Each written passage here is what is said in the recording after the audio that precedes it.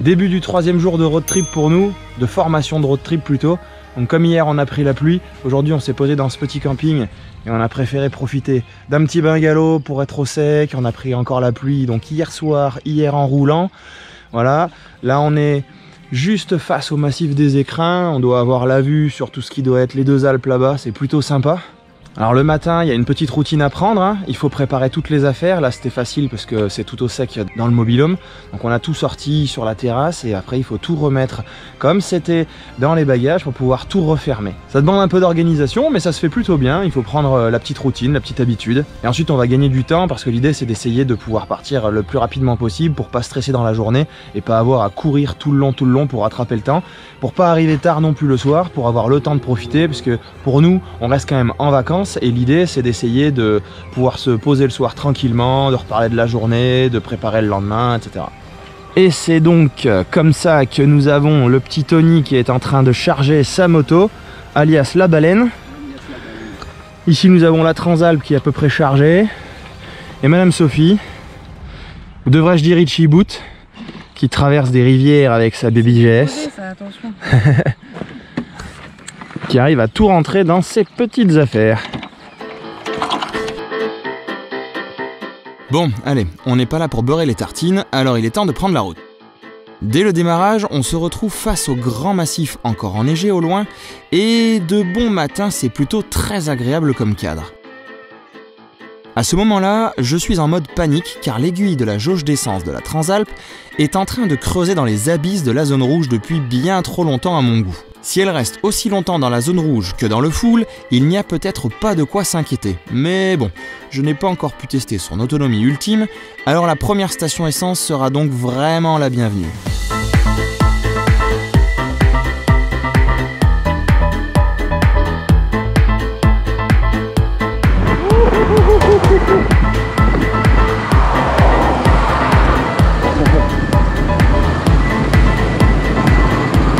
Bah mon gars, il restait pas grand chose hein.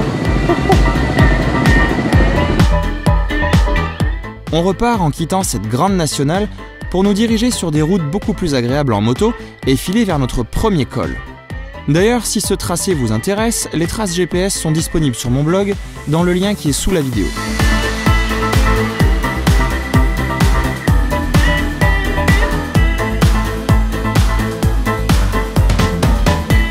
Je dois quand même avouer que quand nous nous sommes retrouvés par ici, je répétais souvent « Wouah !» en voyant tous ces décors plutôt atypiques.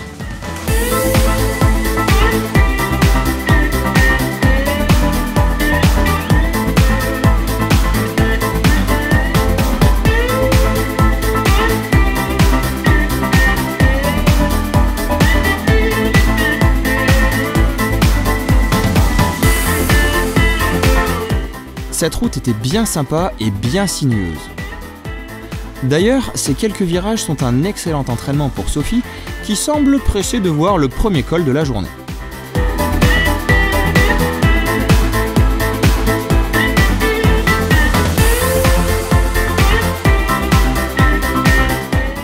Ah oui, au fait, il n'y a personne qui suit, on dirait, hein, mais dans l'épisode précédent, je me suis pris complètement les pieds dans le tapis avec le décompte des cols, et je vous ai carrément escroqué d'un col. À moins que le numéro 12 soit schizo, mais je l'ai utilisé 2 fois. Du coup ici, on démarre à 21.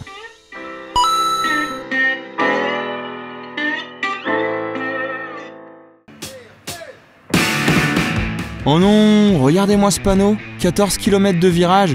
Eh mais tu plaisantes, c'est le paradis qui est devant nous, hein. La montée du col du Rousset. Allez, allez, on se concentre, ce sont les dernières lignes droites.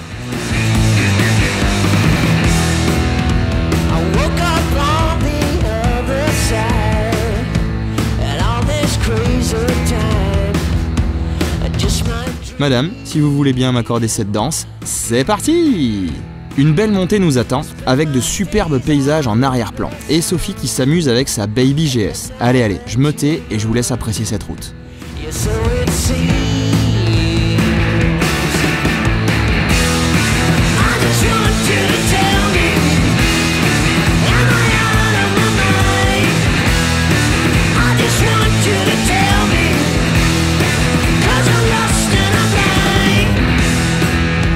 I know you care.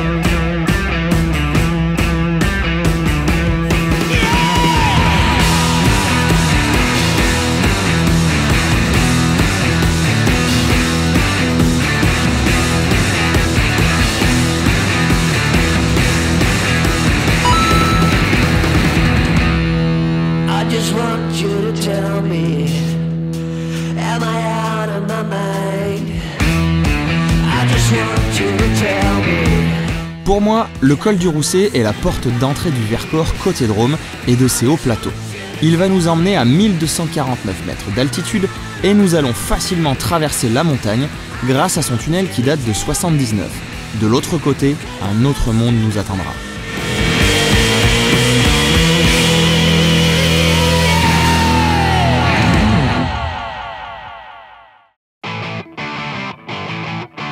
Les ventres commencent à gronder, il va être temps de faire la pause midi. Nous décidons de la faire à Vassieux-en-Vercors qui n'est plus très loin d'ici. On remarque tout de suite que les paysages ne sont plus les mêmes que ceux du début de matinée. Des massifs encore enneigés sont visibles au loin, il fait un peu plus frais, ça sent la montagne, bref, bienvenue dans le Vercors.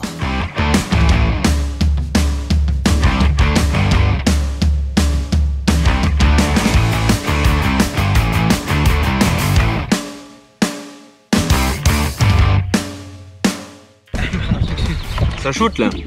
Excusez-moi monsieur, je m'en vais. Donc qu'est-ce qu'on lui raconte? Vassieux, c'est bien. Ouais. C'est mieux. Non, c'est bon. Non, je connais pas l'histoire. On dit c'est bon. C'est matching. Bon voilà, changement de décor, on est passé de la frontière avec l'Isère, avec la Drôme, dans le Vercors. On est vraiment en plein centre du Vercors, on est à Vassieux-en-Vercors, au lieu de la Résistance d'ailleurs. Merci pour ça. Merci pour ça. On est passé par le col du Rousset, en haut duquel il y a un tunnel. Avant, il fait chaud, et après, de l'autre côté, il fait froid, parce qu'on est à la station de ski des cols du Rousset. Et ça change complètement de végétation, les arbres sont plus les mêmes et tout ça. Donc là on va remonter tranquillement le Vercors direction l'Isère, mais on va pas aller jusqu'en Isère puisqu'on va essayer de rester dans la Drôme. Ça fait déjà 2 fois qu'on triche dans ce road trip, c'est pas très sage. Et voilà.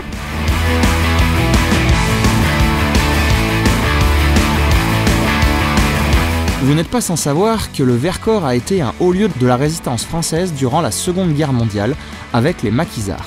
Les Allemands ont envoyé par 2 fois des planeurs en les faisant atterrir près du village pour essayer de briser la résistance ici. Un musée et un mémorial de la résistance sont d'ailleurs à visiter à Vassieux.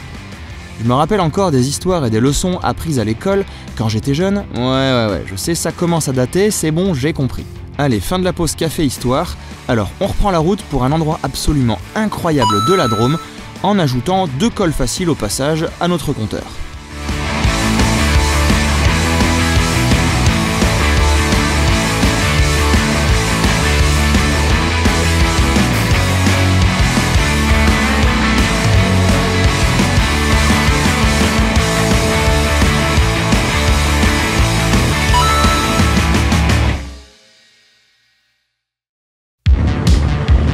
Pas prévu là?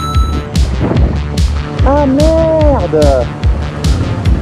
Si mais attendez, on va peut-être changer nos plans. Parfois je demandais à Sophie si elle remettait suffisamment les gaz en sortie de virage pour pouvoir rester dans le rythme. Et je crois que c'est son échappement à crack qui m'a donné la réponse lui-même. Attends, fais écouter encore une fois.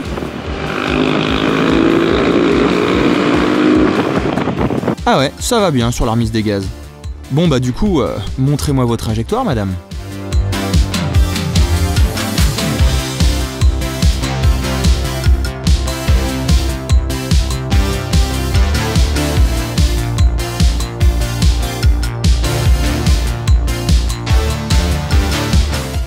Cette jolie route bien roulante va nous permettre ensuite de remonter sur Comblaval. Et là, attention aux yeux. Ce lieu va vous mettre littéralement une claque visuelle. Est-ce que vous êtes prêts?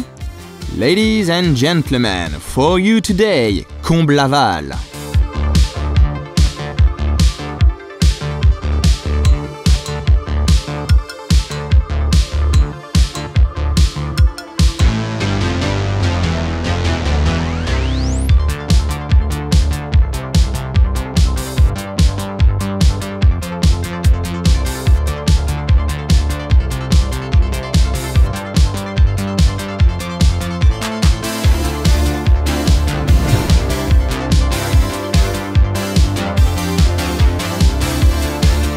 Une altitude de 253 mètres jusqu'à 1015 mètres. La route touristique en corniche est taillée dans la roche juste avant le col de la Madeleine et date de la toute fin des années 1800. Une pure merveille. La route de Comblaval se faufile au sein d'un cirque grandiose, en taille titanesque de 4 km de long sur 1,5 km de largeur et un vide allant jusqu'à 600 mètres. A l'origine, cette route devait faciliter l'acheminement du bois, notamment issu de la superbe forêt de Lente, vers Le Royan. C'est aujourd'hui un parcours touristique exceptionnel.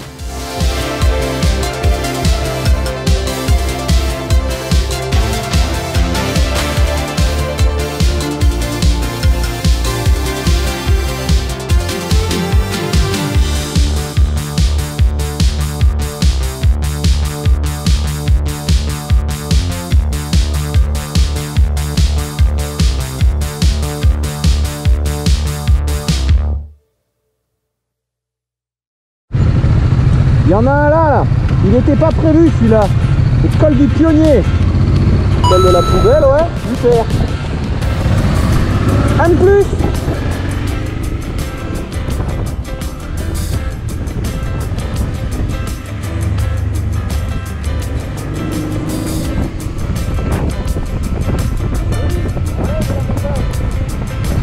Et encore un petit col. C'est parti.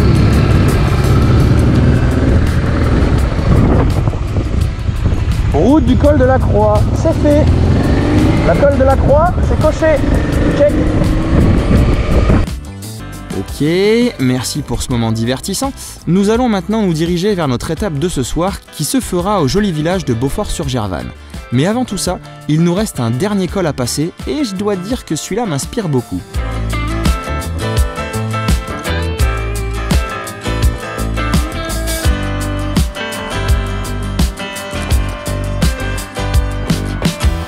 Voici donc le col de Bacchus. Je ne sais pas vous, mais moi ce nom-là me plaît bien.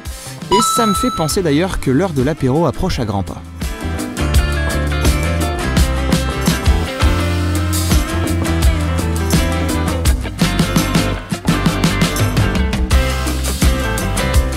Ces derniers paysages nous offrent de superbes vues dégagées qui nous rappellent encore une fois que nous avons vraiment de la chance d'avoir un si beau département. Tiens, tout au loin ici, vous pouvez d'ailleurs voir les fameux Trois Becs et leur face nord. Avis aux amateurs de randonnée avec vue sensationnelle à 360 degrés, c'est absolument à faire. Allez, restez branchés sur la chaîne et rendez-vous dans le dernier épisode de ce road trip.